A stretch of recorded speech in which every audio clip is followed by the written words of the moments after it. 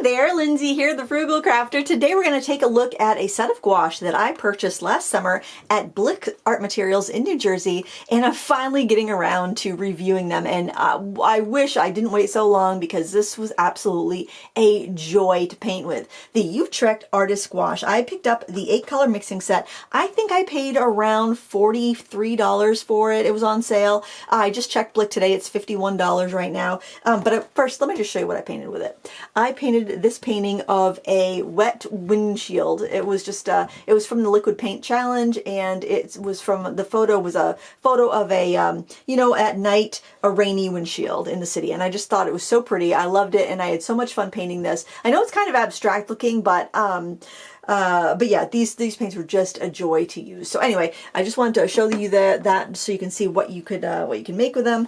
But let's look at this box. This is how the box comes, and this is, I'm so glad I used this before I filmed my gift guide video this year, because I think this is an excellent gift for somebody getting into painting, somebody getting into gouache. It's just a very thoughtful set, and it's made in the USA. This was made in Brooklyn, New York at the Utrecht company. The colors, we'll get into the colors that are included in just a moment. This does contain cadmiums, both cadmium red and cadmium yellow pigment. So if you are concerned with having cadmiums in your studio, if you're concerned, if you're pregnant, you know, you may want to avoid it if you you don't want to eat and drink in your studio and stuff while you're using this. But I take caution with whatever I'm using for art supplies, so that's not a huge deal for me, but I would not give this as a gift to children because of that, because you never know. They do coat cadmium pigment particles nowadays, so if any is ingested accidentally, it is generally has a bit of protection, but you don't want to use this in an airbrush. You don't want to spray apply. You know, you just want to use a modicum of studio safety anytime you're using any paints, but especially with cadmium paints. So they do have the cautionary label from ASTM on there. And let's open her up and take a look. I love the size of it. It's such a compact little case, and these are 15 ml, 15 or 14? They're 14 ml tubes of paint. So look at the beautiful colors we have here. We have 2 reds, 2 yellows, 2 blues, a black and a white. So it's a nice split primary color palette. The first color we have is probably the weakest in the whole selection, I'm going to tell you right off the bat, but it was one of the ones I was most excited to try. Rose Tyrien is the color, and it all these paints are in series, so if you're going to buy them open stock, you'd pay a variety of different prices depending on what series they are in. This color is a series 2 color, so it would cost $8.90 open stock unless it was on a special sale. I just checked the prices today on Blick, so who knows, you know, with Black Friday, well actually by the time I'm filming this it's before Thanksgiving, but by the time the video comes out it could be next year, who knows. But anyway, the pigment used in this is PR81:5 rhodamine. That is not a lightfast color, so I'm a little disappointed because this is artist gouache, not designer gouache. That the cool red is a fugitive color when they could have gone with a PV19 red, but that's the only drawback. That's also a very transparent color. When you look at it swatched on black, it's that color right there, and it does not show up very well. So on white, it's beautiful. It is hard to find a cool red that's not transparent.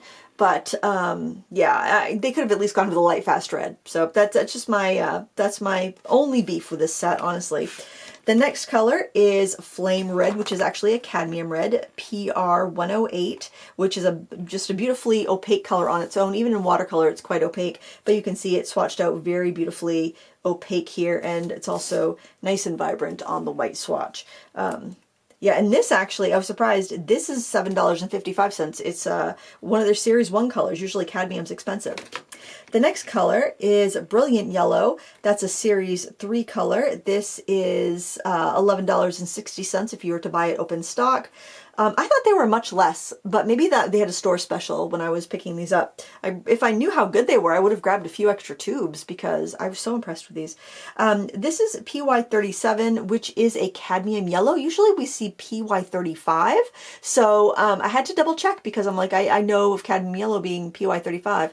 Anyway, very light fast, light fastness of 1. Oh, they do have light fast ratings on the tube. I was looking it up. That's, yeah, light fastness of 3 on that tube, so it must be the ASTM rating because The higher the number, the less light fast it is in that tone. This is a 1, no surprise with cadmium. This is a 1, no surprise with cadmium.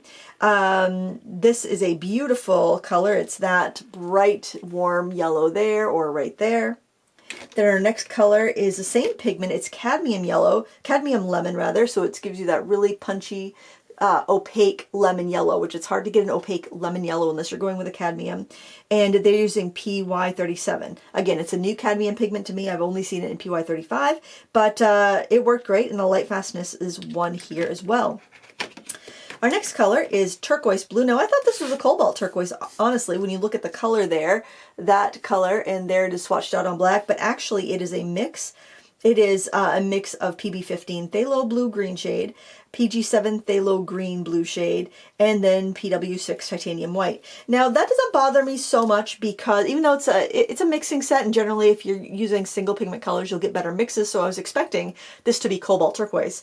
But cobalt turquoise is beautiful in watercolor because it has beautiful granulating properties. It's very luminous. When you're working with an opaque color, you would lose a lot of that luminosity anyway, so I can see why they went with a mix. I did get a beautiful green, just mixing the cadmium lemon and the cobalt, and the turquoise blue. And then I could mix it down with, mix it with a warmer yellow and get that color there. I just added a little bit of that warmer yellow into the mix of those two. I got that beautiful sap green color. Then I could even make it more khaki or olive by adding a little of my mixed brown colors. The colors mix beautifully. They did a great job at selecting colors here for that.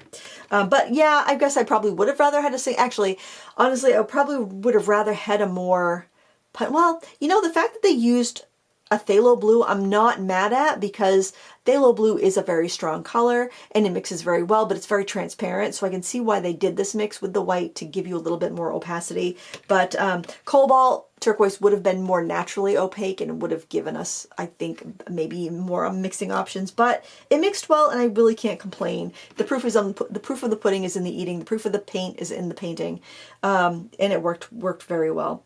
It's a little pastel though, just as normal. So, you know, it's going to be really hard to get an opaque cool blue. You'll see, like when Daniel Smith first came out with their gouache, it was no phthalo blue. There's no really cool blue in their set either. So, I mean, I think it's just a tricky color with gouache.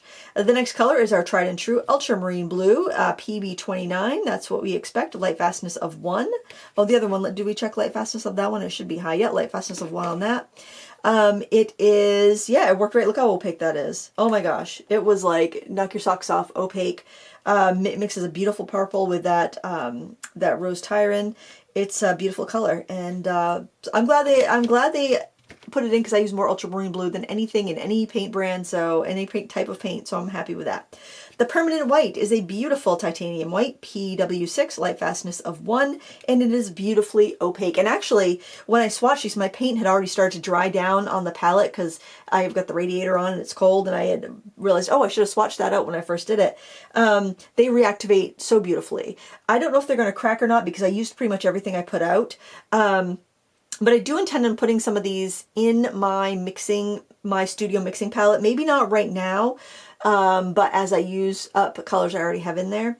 And then last but not least, we have ivory black, and that is a light fastness of 1 and PBK9. And it is a beautiful, inky, opaque black. At least it looks opaque. Maybe it's not, but it's so dark that it covers up whatever. So on my little watercolor scrap here, I swatched out 7 of the colors. I didn't swatch out white. And then I made a tint of each color by mixing the color with white. So you can see all of those.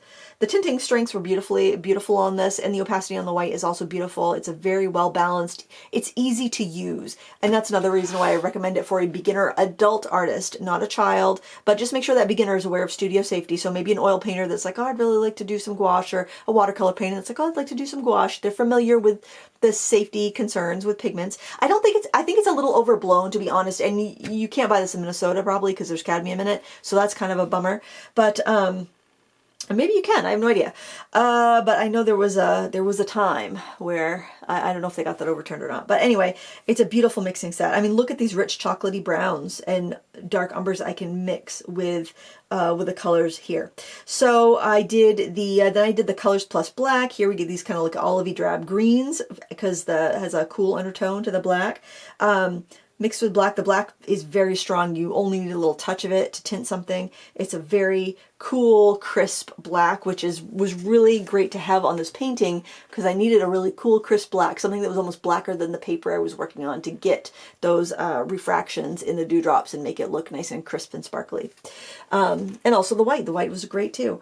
Like I said, the colors mix beautifully, and I didn't get any chalkiness or any heaviness or any like yuck over mix. Like sometimes with your gouache, you don't want to mix them. Like if you get the jelly gouache set, sometimes you don't want to mix them because they've got so many pigments in them already. They're meant to be used as is. They're not really meant to be mixed. But these are meant to be mixed, and they did an excellent job.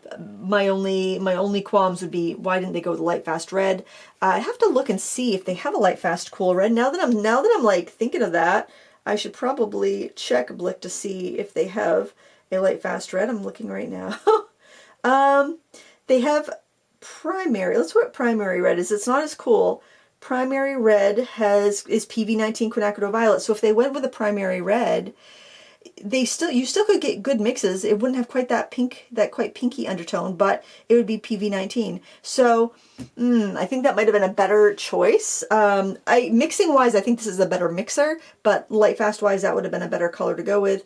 Their primary red is also a PV19. So, you know, if maybe you wanted to go on a budget and just try it out, maybe just get the primary red.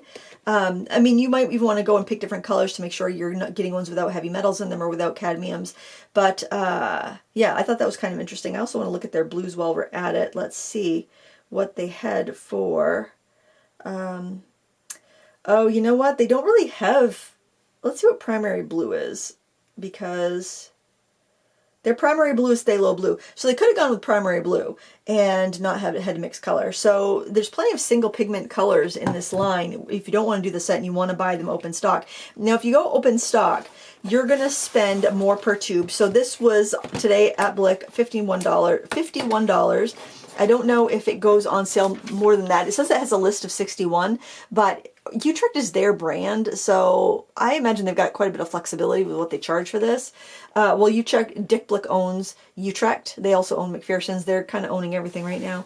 Not everything, but they definitely own a big chunk of that. So I was a little bummed out to see the price jump from when I bought it, honestly, but I think everything has gone up this fall, and it's just kind of a bummer. But this is all made in the United States. However, it does use globally sourced materials, so I'm sure that alone has driven up the prices because of where they have to get their pigments from. But mixing was beautiful. I'll just show you my dirty palettes before I wash them off, because you can just see how beautiful these mixes are. Pay no attention to those two. Those are leftover paint from something else and I didn't want to throw away the paint because I'm a cheapskate. Because paint's getting more expensive, guys. We gotta be mindful, right? And then I was just mixing in there to, you know, just play around with the colors and whatnot. But I mean, I'm really pleased with the colors. Obviously having a fugitive color in the mix is a bummer, but if you just want to learn color theory, color mixing, or if you're a graphic designer and you're going to scan all of your work and not worry about the longevity of the final art pieces, there'd be absolutely no problems with this. Maybe swap out that for your permanent alizarin crimson or your primary red if you don't want that color. But it is a beautiful color. I mean, man, it mixes gorgeously. But I took that purple and I mixed it with that yellow and got that beautiful brown. So, you know, as the red fades out of that brown, that would be kind of a bummer there. But then this brown, I think, actually, now I'm thinking about it. You know what? Actually, I think that brown was the ultramarine blue and the cadmium red. So that brown's fine. That brown and that brown had the purple and various amounts of yellow in it that I mixed with those two colors. So with those caveats, I say... This is such a wonderful little set of paint, and I highly recommend it. And even if you had bought the set and you had to get rid of the rose, it's still going to be $60. It's still going to be it would still be cheaper because you'd pay $51 for this, even if you don't end up using that rose. To buy them open stock, the other colors open stock would be $70. So let's see, so you'd subtract the cost of the rose, which would be about $9. So you'd still pay $61. You'd pay $10 more to buy them open stock. So I'd get this, and then, you know, if you need to make an adjustment, then make an adjustment or add to it. But yeah, this paint, I'm happy with this. I would definitely consider buying more of this paint. There's not a huge range. I don't know if it's new. I don't know when, established 1949, but I think that's the company. I don't know when the gouache made its debut, but I'm just thrilled. Oh, those gems were painted with this gouache by the artist. Her name is Dawn Wheat. So I thought those were just pictures of gems, but no, she painted that with a gouache. That's beautiful. So there you go. Yeah, I recommend it. I would look forward to, oh my gosh, I got to use up some gouache though before I even think about buying any more. But when I need some gouache, this is going to be a contender, because under $10 a tube, it's still a great price for a 15 ml tube. The only other, and I would say I like the quality of this better than Da Vinci gouache. Da Vinci gouache is another, Da Vinci paints are also made in the United States, but their gouache has a bit of a bronzing, like a shininess to it, and there's no bronzing with the gouache here. Even when you put it on thick like this, there's no bronzing. Especially if you're using it on a watercolor paper and not on this is a smooth mixed media paper. If there was going to be any bronzing, we'd see it. Yeah, I mean, maybe. No, I wouldn't even say there's bronzing there, but yeah, there was a lot of bronzing with some of the colors from Da Vinci. And I think you definitely be getting bronzing with that rose and with any phthalo blues, and these don't. They're just really well balanced, and they're more expensive than Da Vinci gouache, but I would say value-wise, the fact that they're just so easy to use right out of the gate. Yeah, if you're thinking about getting into gouache and you don't mind cadmiums and you just want a set that's going to get you going, help you learn your colors without a bunch of excessive stuff that you don't need, you can't beat it. You really can't. So if you have any questions, feel free to let me know in the comments below. I can't wait to use these more, and I'll give you another look at my painting, which you can find a time-lapse of this on my YouTube channel if you want to see the gouache in action, or a real-time tutorial of that in Critique Club if you want to learn more and paint along with me step-by-step in real time. Anyway, thank you so much for watching. This was fun. I had fun anyway. I hope you did too. And until next time, happy crafting. Bye!